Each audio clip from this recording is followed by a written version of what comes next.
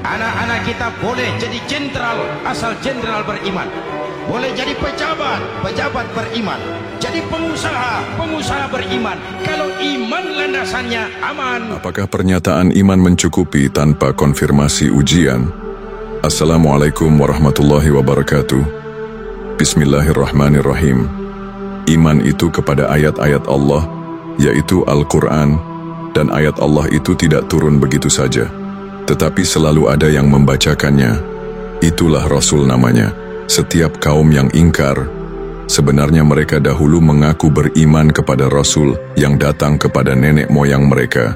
Tetapi ketika Rasul hadir di hadapan mereka sendiri, membacakan ayat-ayat Allah, mereka justru ingkar. Padahal yang dibacakan itu adalah amanah langsung dari Allah, dan yang ditugaskan itu adalah ulil amri, yang Allah pilih untuk menegakkan kalamnya. Namun manusia sering menyangka bahwa ujian hanyalah lapar, miskin, kehilangan, atau penderitaan sosial. Padahal semua itu hanyalah bayangan dari ujian yang lebih besar, yaitu ketika seorang rasul datang dengan mandat wahyu Allah.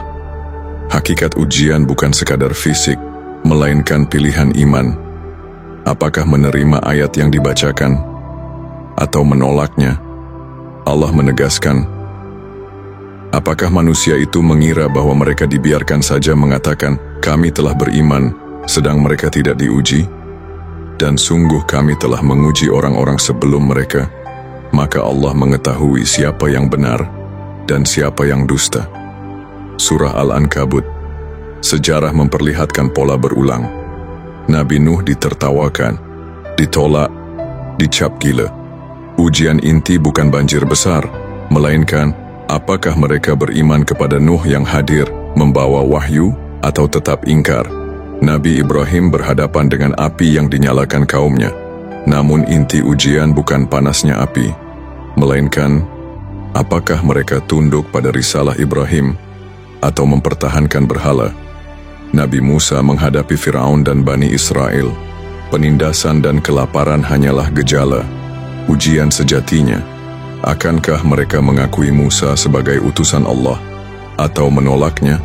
Nabi Muhammad sallallahu alaihi wasallam membawa Al-Quran. Quraisy menolak, memboikot, hingga kaum muslimin kelaparan di Sy'ab Abi Thalib. Namun persoalan mendasar bukan ekonomi, melainkan iman. Setia kepada wahyu yang dibacakan di hadapan mereka, atau berpaling. Allah berfirman, dan sungguh kami telah mengutus seorang Rasul kepada setiap umat, sembahlah Allah dan jauhilah thaghut. Surah An-Nahl. Itulah sunnatullah, setiap kali seorang Rasul datang, ia membawa wahyu yang sekaligus menjadi ujian. Pada saat itulah, iman benar-benar lahir. Siapa yang beriman akan diselamatkan, siapa yang berpaling akan binasa. Allah menegaskan lagi, dan sungguh kami telah menguji orang-orang sebelum mereka dengan kemiskinan dan penderitaan, agar mereka tunduk dengan merendahkan diri. Surah Al-An'am. Dan pula, apakah kamu mengira akan masuk surga, padahal belum datang kepadamu ujian seperti orang terdahulu? Mereka ditimpa malapetaka, kesengsaraan, guncangan dahsyat, hingga berkata Rasul dan orang beriman bersamanya, bilakah pertolongan Allah?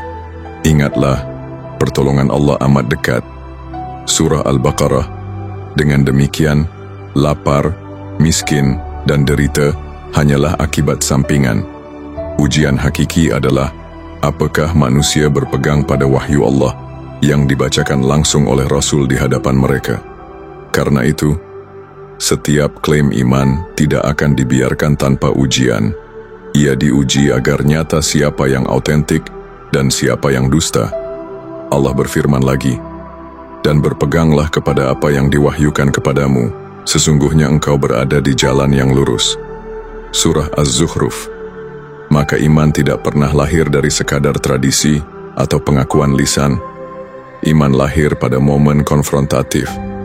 Ketika Rasul hadir dengan wahyu, manusia diuji untuk menentukan apakah beriman atau ingkar. Itulah garis demarkasi sejati antara iman yang otentik dan klaim yang hampa.